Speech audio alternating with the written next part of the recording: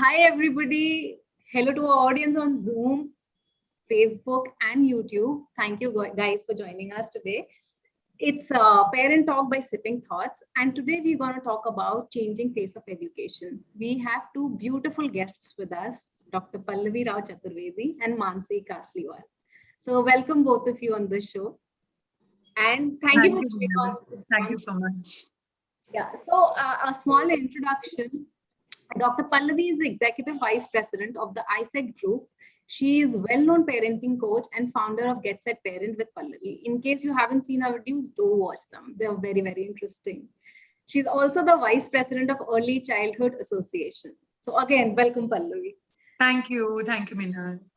We have Mansi. Mansi Kasliwal is the Vice President for Social Initiative at BYJU'S. And like Pallavi was saying just before the meeting that BYJU'S is everywhere. So she is on Sipping Thoughts also. So she has spent 8 years as the founder and CEO of Upscale. She holds a degree in sustainable design from Carnegie Mellon University. Welcome, Mansi. Thank you so much, Minal, for having me. So guys, you know, the pandemic was a lot about negativity in education. We parents have always crying कि बच्चे पढ़ नहीं रहे computer के सामने. We don't know what's going to happen after the pandemic. They've lost a lot of years. So what do we expect after the pandemic? कि क्या होने वाला है? What kind of education are these guys going to have? Pallavi, what do you say to that? See, I think this has been a very significant chunk of time, you know. I mean, by the time kids really get back to going to physical school, and when I say kids getting back, it's, you know, all the way from kindergarten to even the, you know, the lower classes, they would have spent 2 years at home. And I think that's a huge chunk which would have caused a lot of mental shift in, you know, their capabilities. They are going to have to unlearn a lot of things that they were doing at home. They need to figure out how to get out of the house every day, wake up at, you know, 6 o'clock again, get to school. So I think this whole situation has to be dealt with a lot of empathy. First of all, you know, you can't just spring back to what we were. I don't think we can do that. We will have to take it slow. They would have, you know, there will definitely be a learning lag, which we will see in most children once they come back, because every home, every parent has not been able to spend, you know, the entire, you know, the time, the way the teachers would teach. So there is bound to be a learning lag. So we will have to be very careful with how we deal with children, you know, take it slow. They may be bridge programs and bridge courses to kind of bridge that, you know, lag, which would have happened over 2 years. And, you know, we'll have to ease into it. And I definitely think technology, the way we have been using it, the way children have been using it for the last 2 years, we cannot unsee it. So probably there will be a blended approach, which we will see in future, where there will be, you know, some classes which are probably more effective to do online, and, you know, experiential learning, which needs to be done live, will probably, you know, go that way. We don't know whether there will be staggered schooling. So there's still a lot of ifs and buts. And I think till every child is vaccinated, it's probably, you know, a little, you know, presumptuous for us to think everything's going to go back to normal right now. Right. So blended learning, actually that concept is very good for us small towners. You know, I'm from a small town, so we never had that access to very, very good education. We had teachers who had studied here in small towns, right? Nobody comes from like Delhi or Mumbai and stay here in small towns. So for us, it was like a very, I think COVID made the world smaller for us. We could be abroad, metros. So Mansi, would you like to add something? Yeah, so I think to your earlier question of what is it going to be like I'm sure there's a lot of anxiety among parents. There's too many uncertainties out there. It's also, you know, a time where school is opening, not reopening, exams, whether there are going to be exams. Is that really going to be the way that children are now going to be progressed, even when they go back to school? Because it's changed. In the last year, things have changed. So I think the one thing that we'll have to deal with is a lot of patience when children do go back to school.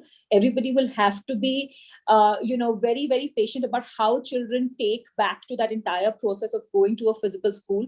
Also, I think what we don't realize and appreciate too much at the moment is that younger children, they have developed an inherent fear.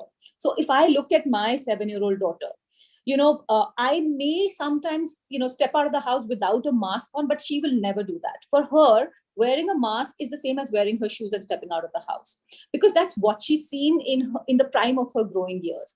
So I think that inherent fear right now, we are not seeing it because the children are still with us in a very protected environment. As they step out, there is going to be some element of that, and that is something that parents will have to be very sensitive about. I think I also want to mention the other side of things, which is how will schools and teachers deal with it? Because, parents, many of the teachers are also parents. They've also had children with them at home. They've also now in the last 2 years created a household system which works around them working from home. So for them to go back to school, for them to, they've already adapted well in terms of teaching online. Now for them to go back to again teaching offline, so that's also something that schools and teachers will have to deal with. So while it's all speculative, I'm extremely hopeful. I think both children and parents have been very resilient in how they've very quickly adopted to this whole online blended model of learning.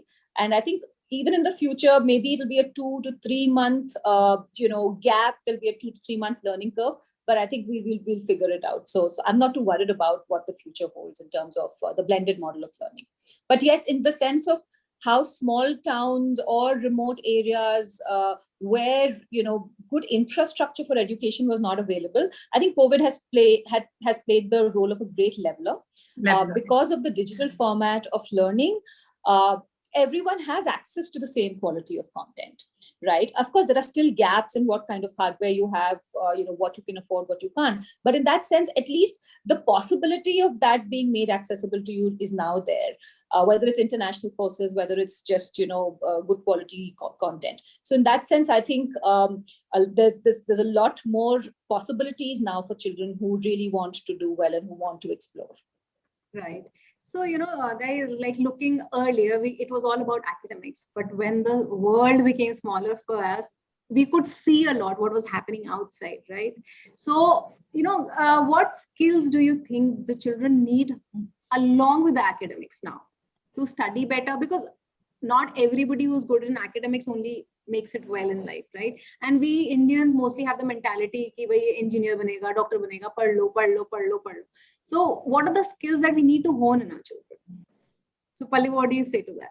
See, I'll tell you, and this is a brilliant question because this gives me a segue into talking about how one of the big changes we're going to see is the implementation of the national education policy of, which was released bang in the middle of lockdown in 2020. Yeah.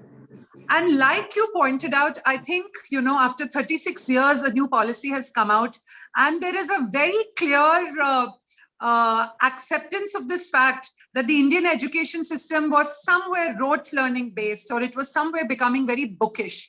So the whole transformation now is, what's been envisioned is to be very learner centric, right? And keep the person and the personality in the center. So you will have academics, you will have sports, and you will have extracurriculars, all with equal weightage. That's one big thing that, is going to take away from this, academics versus, sports not being that important.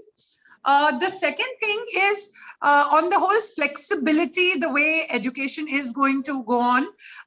You're not going to be locked into, do you have to choose, science, arts or commerce post 10th? That's not going to happen. So, a child at 15, why should he or she decide that, I have to do science? And, the keeping options open, like the way it is done in Europe or in the US, is going to come in. There's going to be flexibility on languages.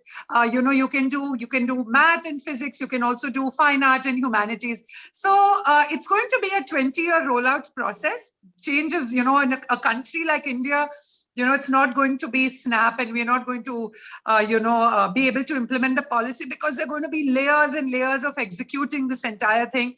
But if we really achieve what's been envisioned, I think it's going to be beautiful. It's going to take about 15, 20 years. But I think the early steps of implementation, is what we are already seeing. And this change is going to be right from 3-year-old children all the way to your PhD students. Every aspect of student life has been encompassed in the national education policy. So again, I think very hopeful and optimistic about the change for India we're going to see. So we can say more of liberal education. Is that what you mean? Yeah.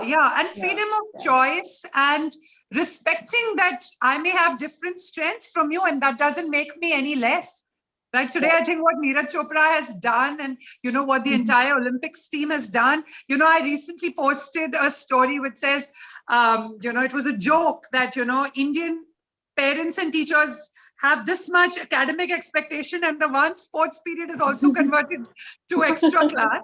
But with this Olympics, you want all the medals and you're like, where are the medals? So I think that, a new generation of parents, a new generation of teachers, of, administrators, I think the change will come in.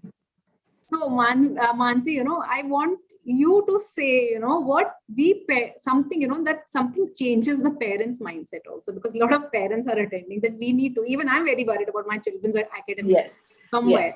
So what do you want? No, I completely agree with you. And Minal, the funny thing is that I was recently speaking to a couple of parents and while we are all extremely excited about the new education policy that has come, and very recently, in fact, another added layer to that, which is also extremely encouraging, is the academic credit bank, which actually sort of validates this entire fungibility between courses. At every course, whichever, even if it's a home science cooking course that you're taking, that's actually recognized. It has a recognition, it has a place in your academic background, right? So, but, it's causing anxiety for parents. Why? Because parents have more choices now. Children have so many more choices.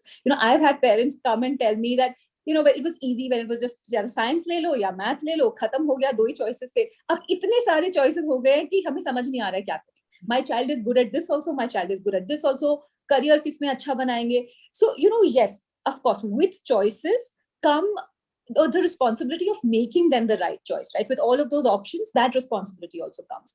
And I think the only solution for that is to armor yourself with good, solid information, right?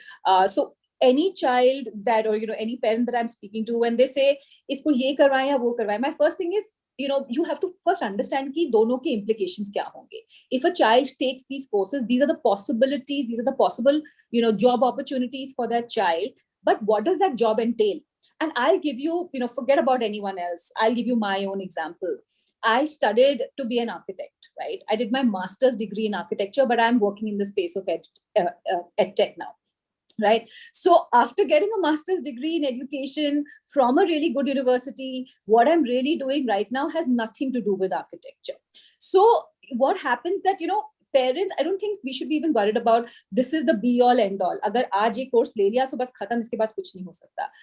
Every child has their own journey. They will advance into careers. Whatever skills they are gathering over a period of time will get valued somewhere or the other. So I think the only thing that parents and children should focus on is to really excel at what they are doing at that point in time and have information of what future choices they can make. So if you're asking for advice of what can parents do, the only thing I would say is that, whatever the 5-6 options that are available to a child, just talk to many people, just talk to people who are in that profession, get a lot of information. One of the concepts that has really helped me was shadowing, which is that, I don't know what I want to be, but if my options are, let's say, architect, engineer, civil engineer, banu ki mechanical engineer, banu, even, at the time when there was engineering was the only option, work a day with a mechanical engineer, go on a site, spend a day at the site of a civil, so that you see what a civil engineer does. Because what that does is it shows you the day in a life of.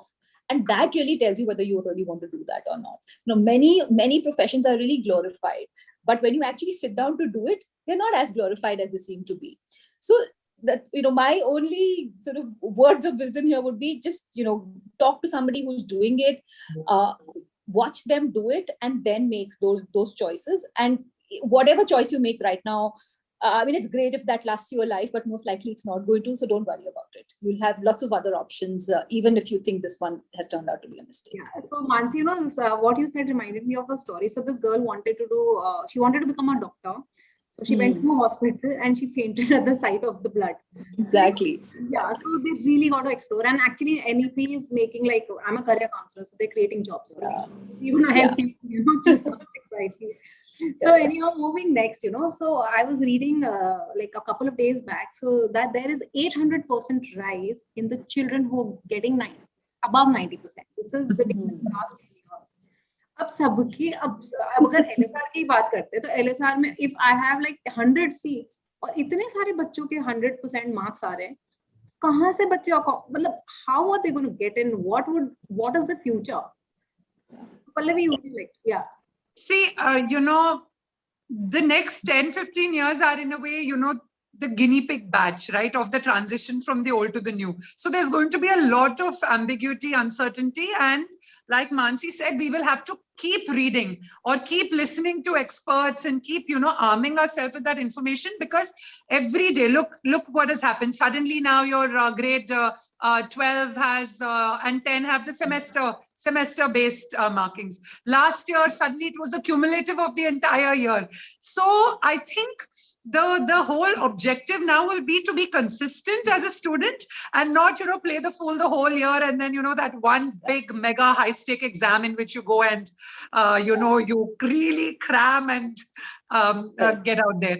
Yeah, but I think, you know, one of the things I really want to, I tell parents as well, you know, when they tell me that, you know, the child wants to get into that university, that college. I think it's our job today as, you know, educators, counselors, and parents to really create this ecosystem of making kids believe it is not just one college which is good. There are several colleges which are good, right? Yeah. That brings the anxiety down. It's fine. I mean, you can, and nobody can guarantee anybody a seat anywhere.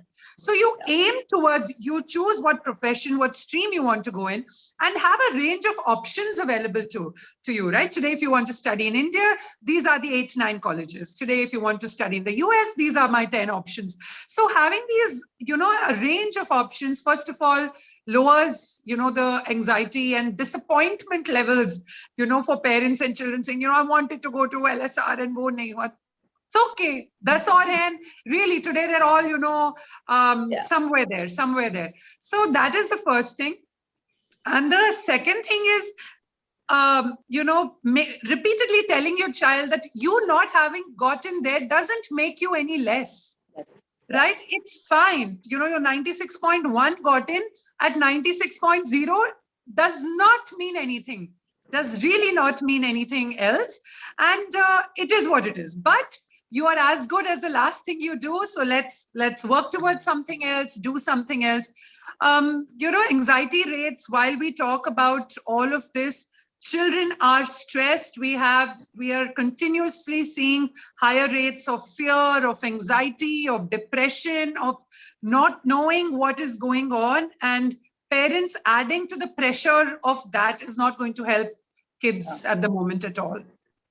Right. And like you said, I think there's probably, you know, 5% of people who can, you know, work in the area they were, you know, studied. I'm a chemical engineer with you know, with an MBA from SP Jain, and now I'm working on early childhood skills and parenting, because your passion, your, you know, something turns at certain points in your life. You're preparing children today for problems you cannot envision 20 years later, for situations you cannot even imagine. So what we need to look at is, you know, the whole problem solving abilities of children, their analytical skills, their communication, teamwork. I think, you know, focusing on those and preparing the base so that wherever they're dropped in, whichever part of the world, whatever industry, they're going to thrive. And I think that's going to be very important for all of us to, you know, amp that bit up as far as bringing up our children is concerned.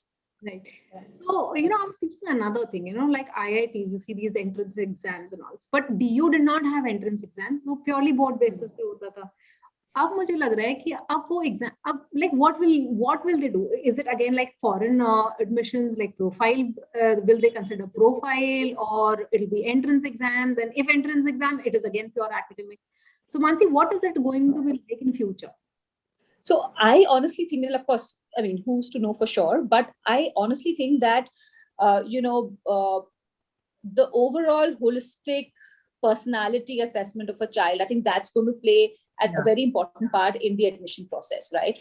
So pretty much what you mentioned, like some of the US universities, where they actually look for what the student has done besides academics, what the child has been consistent at. So whether it is projects outside of school, whether it is volunteering opportunities, whether it is some sort of work experience that they have gained, any individual projects that they have worked in, what kind of sports that they have been involved in, so all of those things that have added to this child's character are also going to become valuable for a college admission, because like you said, now there are too many children excelling in the actual academic grading system, right? So you have to add other elements on the basis of which you can actually handpick the children that a college needs.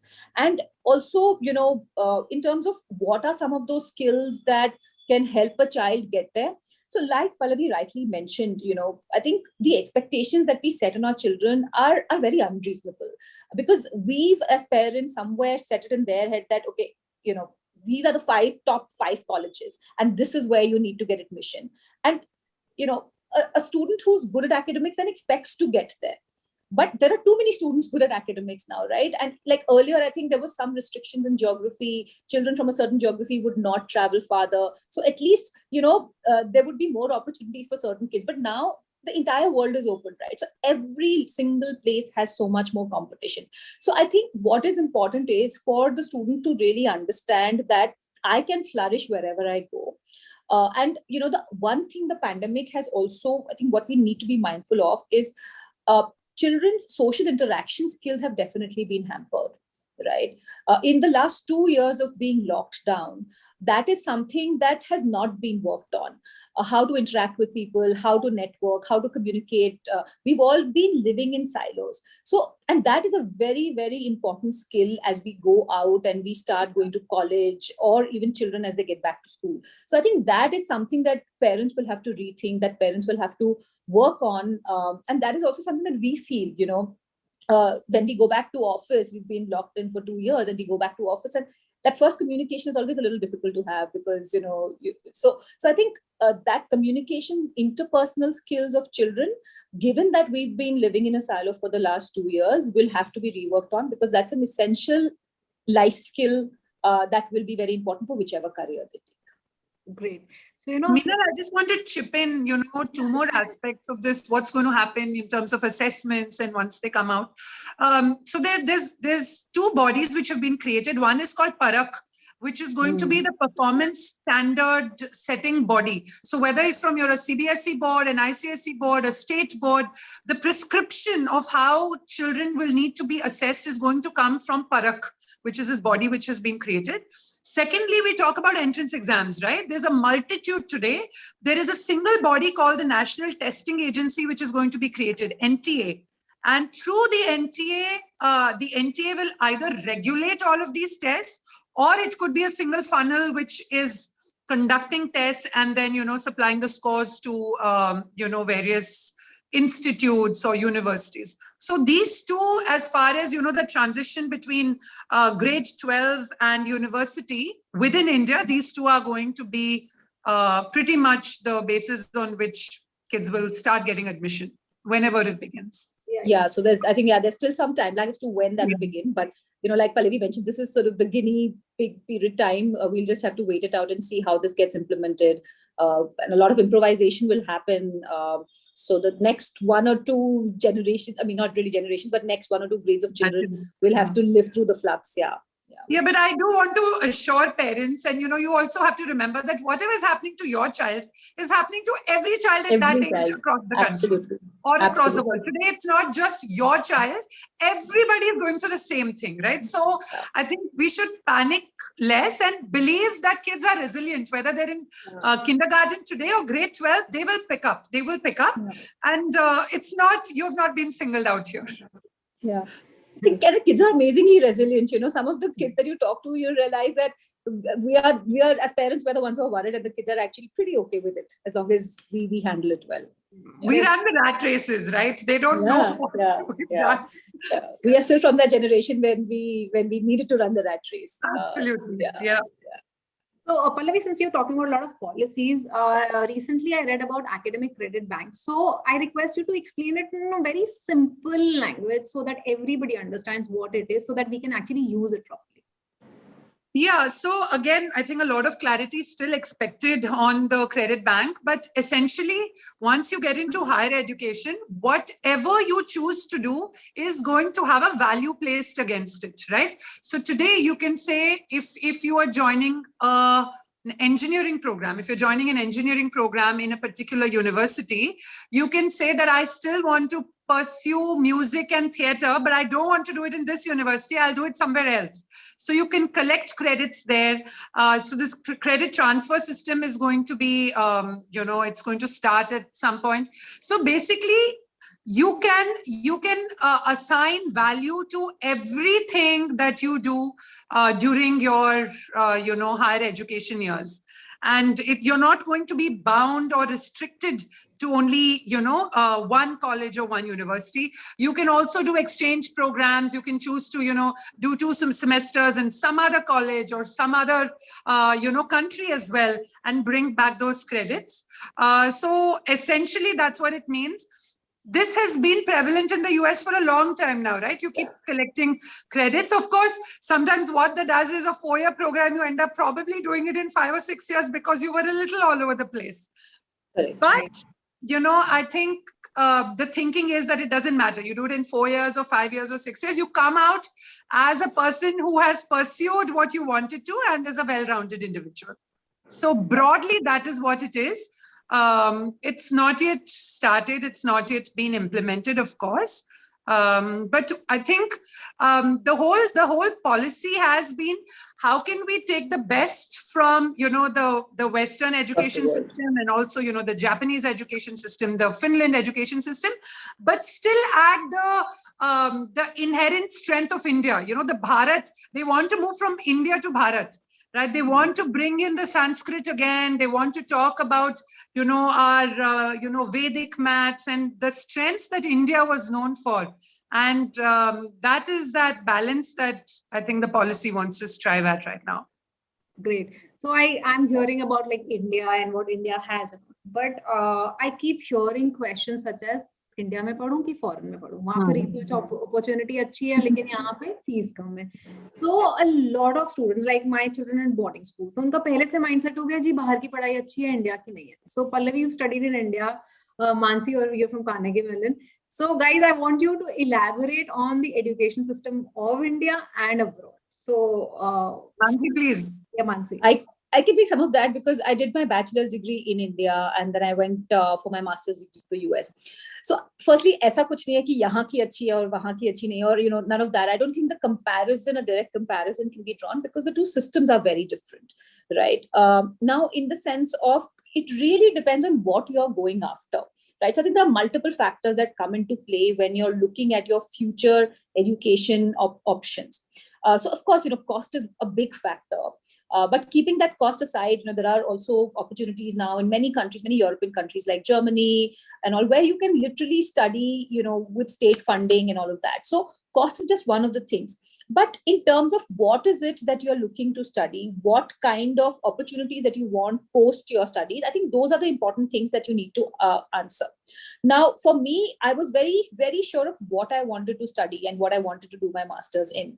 When I looked around, that course was not available in India. And that's why I chose to go to the university abroad. It was not a question of wanting to go abroad. It was a question of studying that course and not finding a course in green buildings or sustainable building design in India at that time. Right now, of course, there are many courses like that available here. But yes, if you ask me in terms of infrastructure, just in terms of research opportunities available, there is no doubt that some of the universities are extremely, extremely resourceful in that sense. Also, what we are moving to now in India in terms of having this opportunity of collecting credits, doing multidisciplinary courses, right? So even if you have a few core subjects, you could always have a lot of optional subjects. So if you are a scientist who's interested in making music, you had the opportunity to do that in the US or other countries, which were restricted in India. Now that's coming to India as well, right? So I think that is one thing, that if you're somebody who's interested in multiple things and still can't really decide what you want to do, that way, Western countries give you more opportunities. But now in India, there are lots of liberal arts colleges which are really good and which also give you those opportunities. Now, in terms of job opportunities, because that's the next thing. कि कहाँ से पढ़ेंगे तो job ज़्यादा अच्छा मिलेगा. Again, I mean, it's one of those things that children have a lot of exposure these days. Whether whatever said and done, they are exposed to a lot of social media. They're exposed to so Western culture and Indian culture are now far closer than they used to be. So in that sense, I've seen children who've gone there and not been happy with the lifestyle because they have to do everything. They have to cook, they have to clean, they have to do this. They're just not happy, and they've come back and they've run back home. There are children who thrive in that environment because they just want to be independent children and they want to make independent choices. So I think 3-4 factors. One is, of course, the choice of subject that you want to study. You have to understand whether you are a more research-oriented person or a more experience-based person, and where those future opportunities then lie for you, right? The second is cost-wise. Where do you think you don't want any unnecessary burden on the family, right? Because I mean, it's fine. I mean, as Indian parents, I think we're the only country, we're one of the 2 countries that put savings behind a child's education in a really, really big manner, right? So I think that is something that shift in the mindset has to happen, where it's not the be all end all. So I don't think there's need to put unnecessary pressure on the family. There are opportunities available through scholarships, through many countries where you can find those options to study. And the third thing is a child's attitude and a personality. Where do you think that they will thrive? Is that something, will they feel safe and secure being on their own? Will they thrive better if they're here? So I think once all of those options, once all of those points are discussed by a family, the choice almost becomes very obvious. So I would really encourage parents and children to actually sit together and have that conversation, because that's one thing we miss as Indian parents, where we just don't have those open conversations, right? Parents don't want to talk to children. Parents are always the worst enemies. So, if you can find that open communication between the parent and the child, where you can actually sit and discuss all of these things openly, I think that will automatically give you the choice. That will automatically tell you what is best for the child. But yes, I mean, in terms of infrastructure and research, the US has had that for the last 100 years. We are building it now. So yes, there's obviously going to be some lag in the distance where these 2 are at so far. So yeah, I mean, I'm sure, Minal, you yourself, since you're advising so many children, you're counseling so many children, you have a lot of interesting stories of how children are making those choices. Yeah, it's like, I'll tell you about my daughter. She got through Ashoka, and then one fine day she woke up, she's like, I want to go abroad. Like gap year लेने को तैयार है, सब चीजें हैं. You're like UG यहाँ पे कर लो, बाहर बाद में चले जाना. So Indian education it's coming up, like Ashoka and all are like liberal institutes, very good institutes. So Pallavi, what do you say? Like now you got to defend Indian education, like like she said, really. I think sometimes you choose what you want to do, but sometimes life chooses what you need to do. It always doesn't work exactly the way you want it. So I did. I come from a very educationally sound family. My father was from IIT and I am, the first initial batch. So he said, engineering to karna hai to my sister. And I did engineering. But I said, I'm done. I don't want to do engineering anymore. I was 23 when I finished my engineering. And I said, I want to get into marketing and I wanted to get into brand management and all of that. So I wrote CAT. And then before I knew it, I had cracked a lot of institutes. I got into SPJ, and it was, a fresher getting into SPJ and way back in the early 2000s was a big thing. So 23, got into the number 4 B school of the country. I took it. And then before I knew it, I landed my first job at Nestle. I was, a management trainee. I was handling Maggie brand, all of that, got married. So things just happened to me, right? And then got married, and then entrepreneurship stuck. So today, I think the opportunity for kids is way more than a job. Today, you have startups running in dorm rooms and hostel rooms from the first semester of college. Children are looking at, what can they do? They've got, the awareness levels of students these days, they're so driven. And I think really it doesn't matter. Today we are all sitting here in the same room having a common discussion. My sister, after engineering, she wanted to do MS. So she went to the US. She did her master's, then said, no, I want to come back and be with my parents. So came back, joined ISB, did another MBA degree, and then is working with World Bank now. So really, I think life does take you different paths. And today, my children are 4 and 9. I'm waiting, the moment they're a little older, I'll probably, go and apply for an exec program at Harvard and, do a 6 month and come back. So I think, this love for lifelong learning is what it's really all about. It's not about, it's not an end point, undergrad kar liya, PG kar liya, khatam. It's not about that anymore. Right? Yeah. We change tracks. We can do, online programs. You can do exec programs anywhere. And I think children today, like you said, one is family discussions are very important.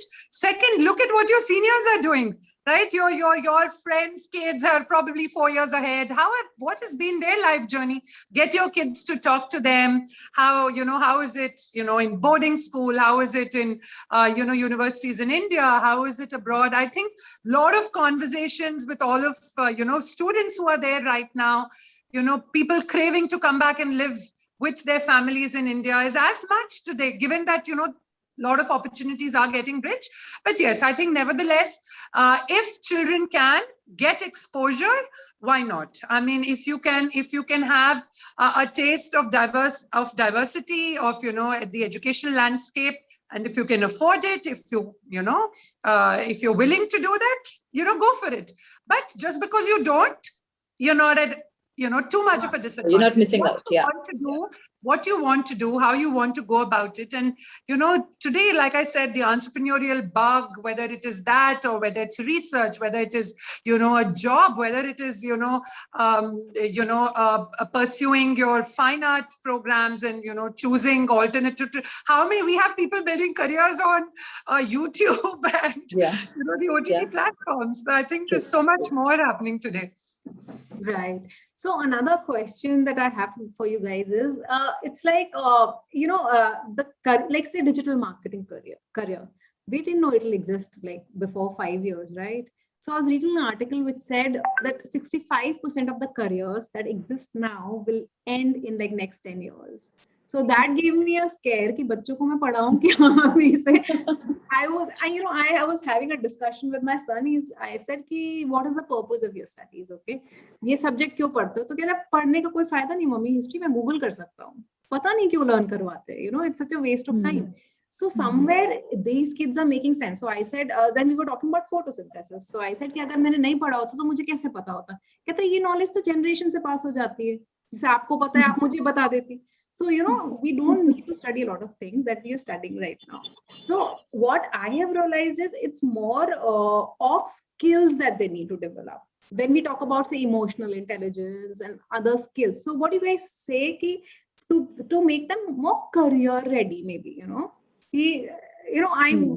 again, it's an education show that's more career ready. कि कुछ चीजें ऐसी होनी चाहिए जो हर बच्चे को करनी चाहिए, something like that. So I personally am still fairly traditional at heart when it comes to that. Like I feel that basic education, basic science, because see, while yes, if you talk of photosynthesis as an example, it's information that is getting passed on from generations, but there's analysis, there's information synthesis that you have done, really, there's this process analysis that you have done to really arrive at that information, right? So it's not just about the fact that you're learning how a leaf or how a plant eats food. It's about that whole process of how life moves and how different things need to happen. Because I don't think that unless you have that fundamental information, your brain can develop and analyze too much information. So whatever said and done, right now, I think children only have more information than we used to have, right? So this strength of analyzing that information, of being able to process that, grasp that, and then make some sense out of it. I think that entire skill that's needed is actually far more than we've needed, because we only had those notebooks to study from. हमको बता दिया ये 20 chapter पढ़ना है, syllabus यही है, इसमें से आना है एग्जाम, इसी में से देना है. So we, because of the limited information that we had, our work was very, very sort of cut out for us.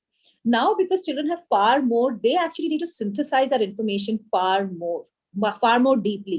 They actually need to filter through that and understand what is important for me, what is not important for me. So more judgment is needed at their end to really, do that. And there's also a lot of wrong information available out there, right? So also, unless they know what's right, they won't know what's wrong, right? So I think somewhere that judgment children will need to make, and for that foundational education, I don't think can be undermined at all.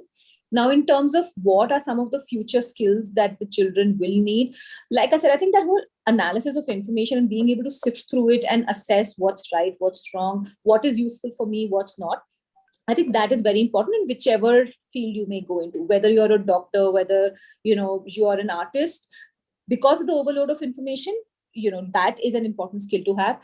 I think other than that, I think adaptability is another very, very important skill that children need to have, because we ourselves, nobody knows what's going to happen in the next 10 years. I think what's happened in the last 5 years in terms of technology advancement has not happened in the last 20 years, right? Imagine, I just think through this, that when I was in college, when I entered college, there was no question of laptops. Like everything was done with hand. By the time I graduated from college, we were only working on computers, right? So in that 4 years of college, life changed drastically. We went from no phones to mobile phones and smartphones, and then no computers, just doing everything on pen and paper, to by the time, before graduating, I submitted my final year thesis on a computer. So the children today, we have no idea what's going to happen. So the only thing that's going to, help them, that's really going to help them sort of, work with the times, is going to be that resilience and that adaptability. And for that, I think exposure is something that's critical, because till they don't see multiple cultures, till they don't see multiple types of people, multiple, economic strata of societies, they will not be able to appreciate what they have and how things can perhaps change and what they need to adapt to. So I think that exposure is extremely important, and for children to be able to appreciate those differences is something that we parents should really be working on. Mansi, I have 2 teenagers, and I can't tell you how scared I feel all the time because of overexposure. These children. Yeah. I know. So which is why that fundamental, next time your son asks you what is photosynthesis, you just study this photosynthesis and we'll talk about why it's important. I don't need to open my books. Yeah. So Pallavi, what do you say to that? Yeah, Minal, I think today children are massive debaters. They are ready to, pick up the points, argue with you, debate with you. Why do I need to do this? I mean, are you doing calculus today in life? Are you doing? But I completely also believe in what Mansi is saying. The rigor is necessary. Sometimes the by-hearting rote learning is necessary. It is all round, your brain is a muscle. The more you exercise it during your early years, the more you take it in, various directions, that all of that helps. You see, we talk about in early learning theories, we talk about the multiple intelligence theory, right? We talk about numeracy, we talk about linguistics. Unfortunately, mostly we get stuck here, but there's also a musical intelligence. There's also a kinesthetic intelligence. There's also a spiritual intelligence, a nature-based intelligence. So I think really going through the rigor of schoolwork, of understanding, whether it is history, Battle of Panipat, you had to remember it. Is it applicable in your future life? No, but it gives you a sense of your roots, about your identity. Right? Similarly, I think even if you don't choose science post 10th, you need to know your basic building blocks of life. What is biology? What is physics? What is chemistry? And this is something, I think parents should immediately shoot down, saying, no, this much is needed. And there is a thought and, a method behind the madness of going through this amount of information.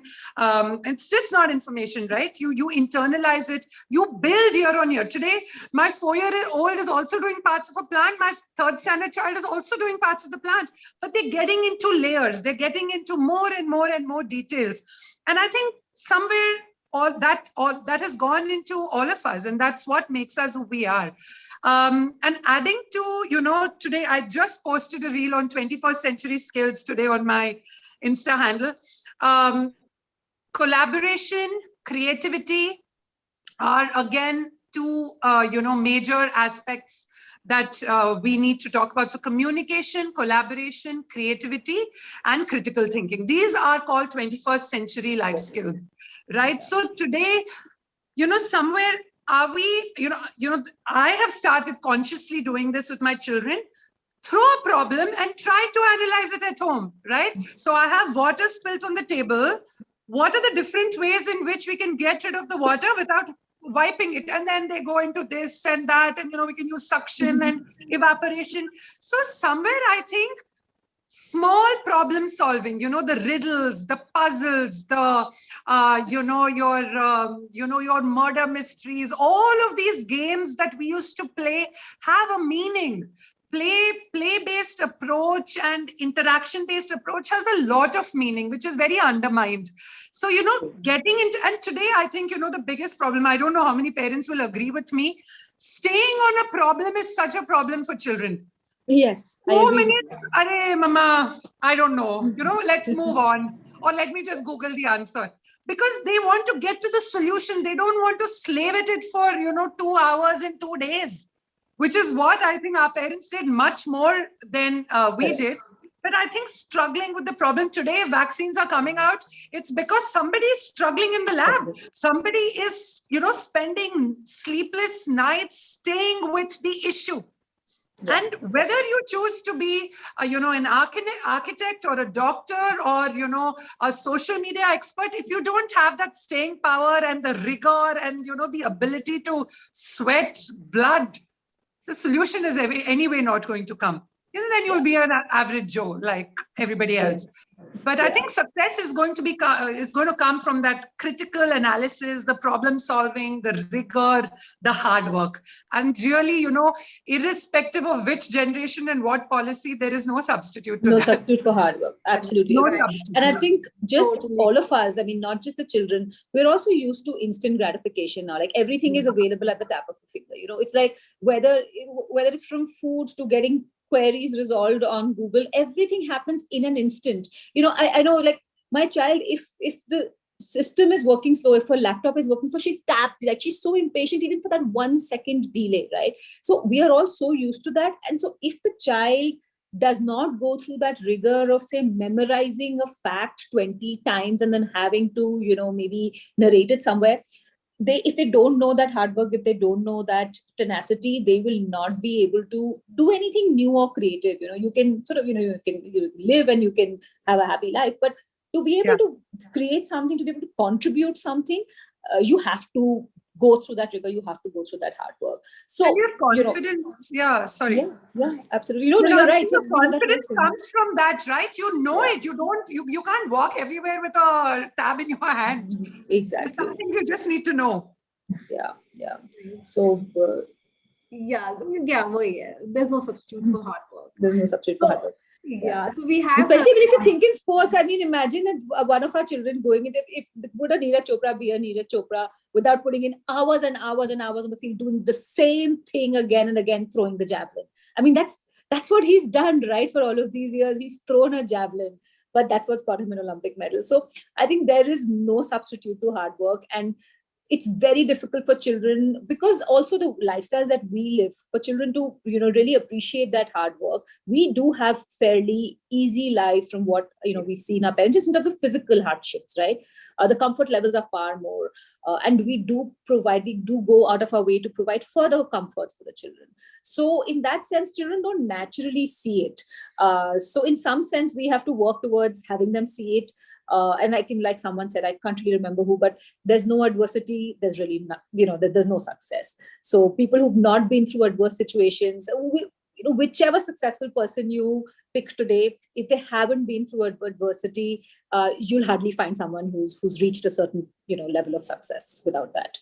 Right. So we have some audience asking us questions. So let's start unmuting them. Harshita, can you unmute Amar? Amar, I've sent you a unmute request.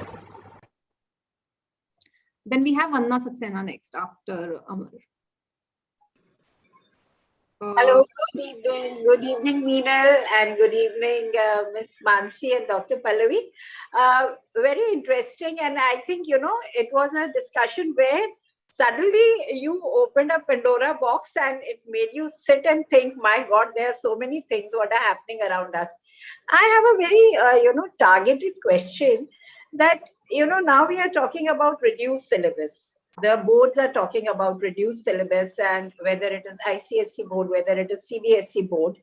Now, why? Because there is limited time online available. So they want to cram up that.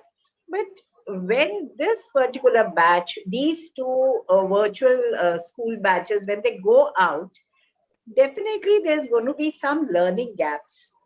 And definitely, whenever they appear for some competitive exams or wherever they're appearing for exams, there will be some gap which probably, it will hit them back. Like you were talking about photosynthesis.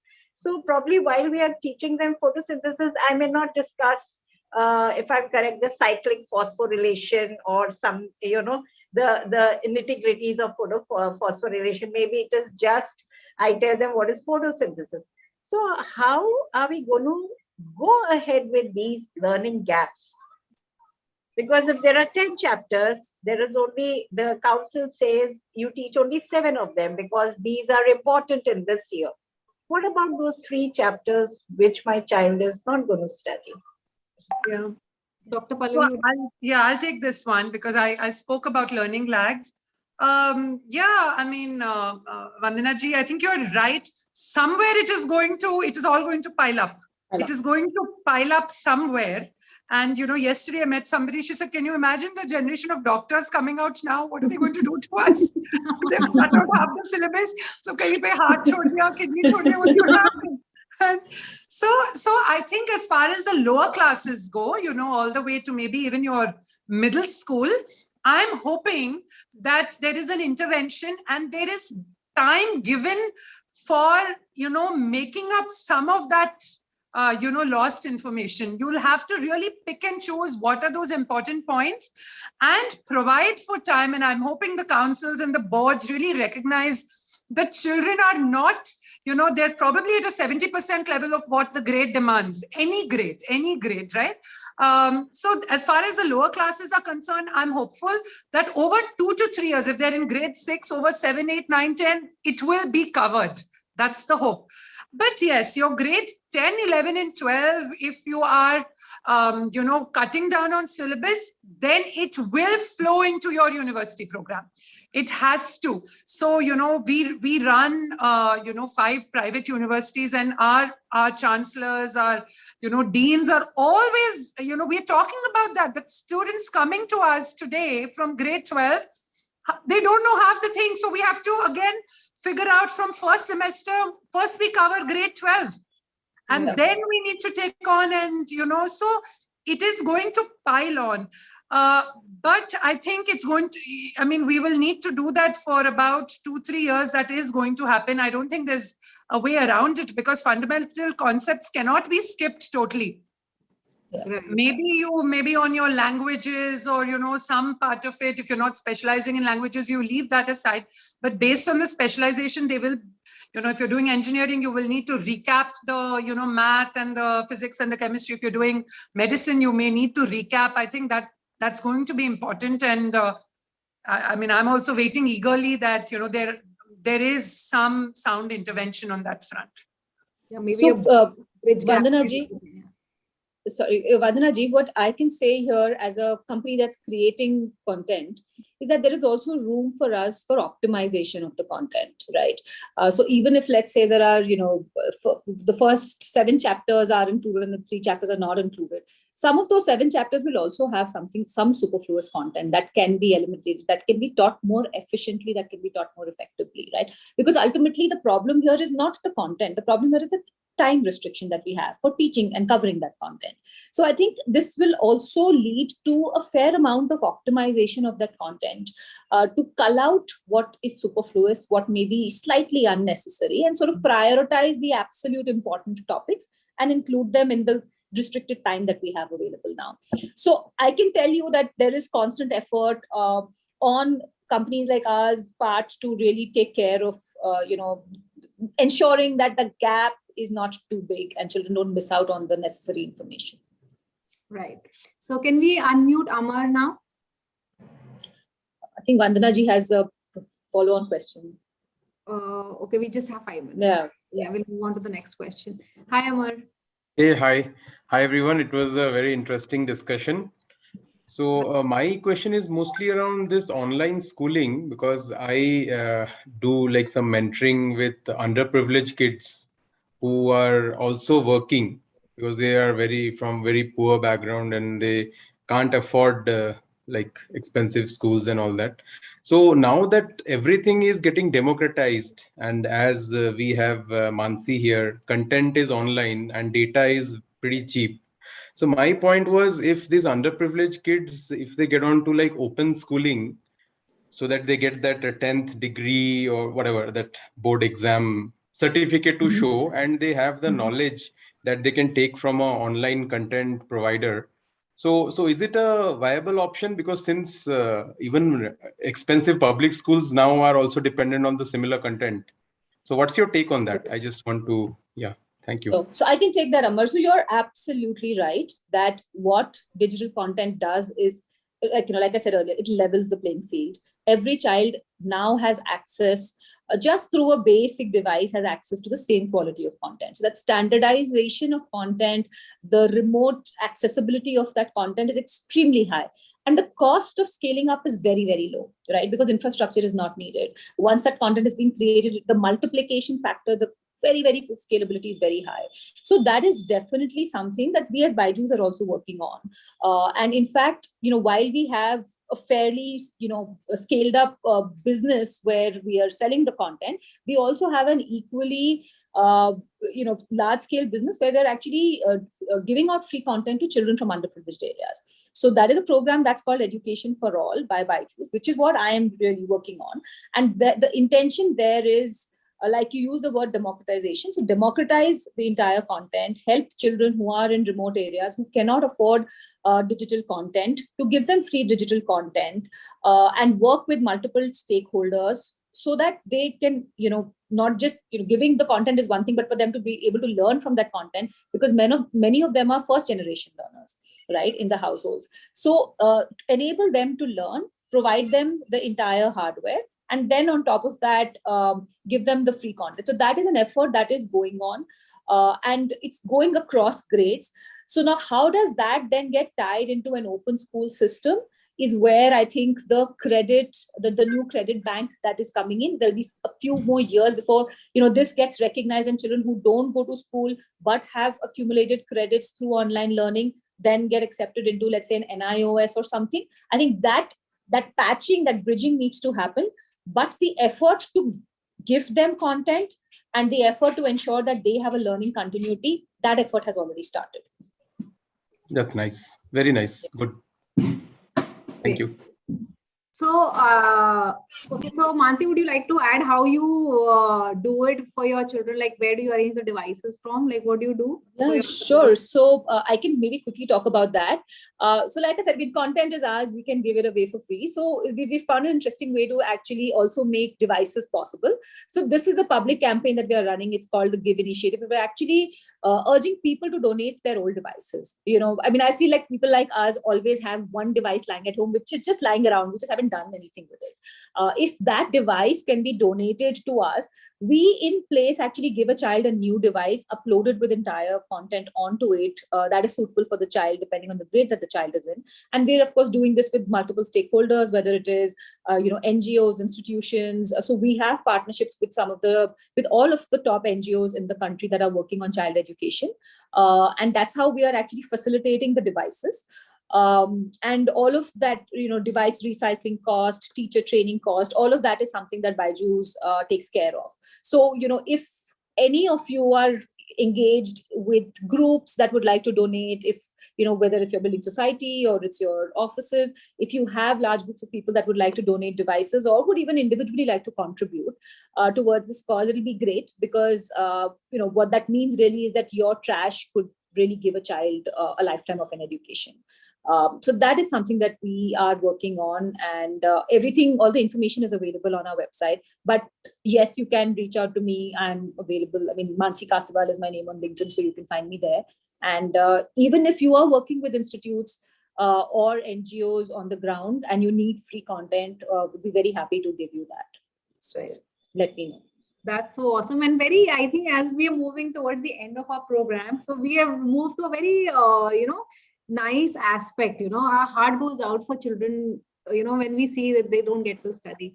So Pallavi and Mansi, where do you think our country is going? Do we expect like huge changes with people like you working with NGOs and working with children? What do we expect? Like India कितना literate हो जाएगा कितने सालों में? I'm not saying कितने सालों में और कितना. So you guys give us some figures, some hope, Pallavi, you want to go first? So I think the shift, the literacy movement and all of that, what went through the 70s and 80s, we're definitely past that now. And, all indicators are very positive. We look at something called gross enrollment ratios, which talk about, the ratios of children getting in from grade 10 to 12, 12 to higher education. And it is definitely on the rise. We have, girl child education catching up with boys. The GDP investment has gone up in education from 1.6 to 6%, which is again, for the first time in the history of the nation, 6% of GDP. Of course, a different thing, GDP itself has fallen. We have amounts to about the same. But yes, but I think the, there's a lot of leveling which has happened with technology, with online content, with home learning coming up, with blended learning, with the number of private players coming into education in all spheres. So I think, my parting note would be, we have to have the hope. We have to stay positive and optimistic, because I don't think, everyone like us is going to let anything, we're not going to let it go backwards. So I'm sure there's enough of a spirit that we all harbor together to try and pull ourselves out of the pandemic. And I think, Indians are known for their resilience, their jugaad, their, their ability to crawl out of, the worst. And I think, we will. I'm very, very optimistic about it. When we hear you talk, so it's like, yeah, good. Like we have people like. It's all good. Don't overstress. I think, my last parting note on this is, at this point, it's important that parents and children sail through this. There's not a single child who has not seen death up close right now, whether it's in the family, whether it's in your neighbors, in your friends. And, the amount of death, which is all over, sickness and death. We've never heard about this in our, 35, 40, 45 years. They've seen that much in 1 year. In newspapers, on the TV, everywhere. It's important that we maintain the mental well-being of ourselves, of our children. This is not the time to do something extraordinary. We are paddling twice as hard to stay afloat. Just stay afloat. Yeah. Just stay afloat. So be easy on yourselves, on your children, and it will work out. We need to come out sane at the end of this. That's what I want to say. Yeah. Mansi, आप क्या बोलना चाहेंगी? So I would totally concur with Pallavi that, it's a time that none of us would have ever thought we would see, right? Our parents have also not seen it. So it's an extremely difficult time. I think we've done fairly well, right? How quickly we've adapted, how quickly we've all learned to live with it is itself testimony of what the future, where the future lies. Now, in terms of as a country where we are, I mean, we are at a 61% literacy rate, and we are only getting better, right? And with so much now digital education available, with the NEP in place, with focus on continued learning, not just learning, right? We've always had education is a basic right.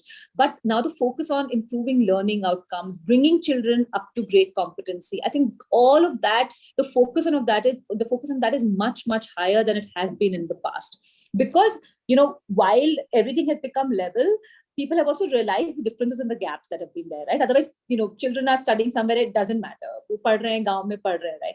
But now, because everybody's studying from the same platforms, everybody's on the same page, those gaps are like glaring into your face, which is why there's more effort now. So I think not only are we going to improve the literacy rate with all of the new changes, with all of the steps that have been taken, there's also going to be better numeracy and literacy, the quality of education, the great competency at which children are, the learning outcomes, all of that is going to really drastically improve.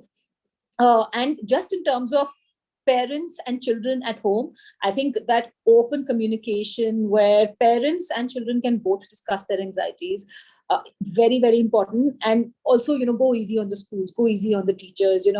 I think we also transfer a lot of this anxiety as expectations on teachers and schools, but they've also adapted. They've also had a really, really tough time. So I think everybody needs to be just patient and compassionate and have a lot of empathy. And in a couple of months, we'll all be where we want to be, where we need to be. So I'm very, very hopeful about the entire education. Everything is looking up. I don't see any reason. I don't see any negative in the whole education space right now.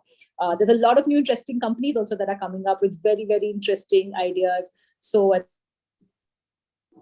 Okay, so Manvi is frozen. So anyhow, guys, we are moving towards the end of the session. Thank you to our audience for joining us today. Thank you, Mansi, Pallavi. And it was a very, very interesting and fun session. And in the end, I would like to say, God bless us parents for handling children during the pandemic. We all are mothers. Forget educators, teachers, mentors, whatever, but we are mothers. And it's like very, very, it wasn't very easy for us. It wasn't very easy for them.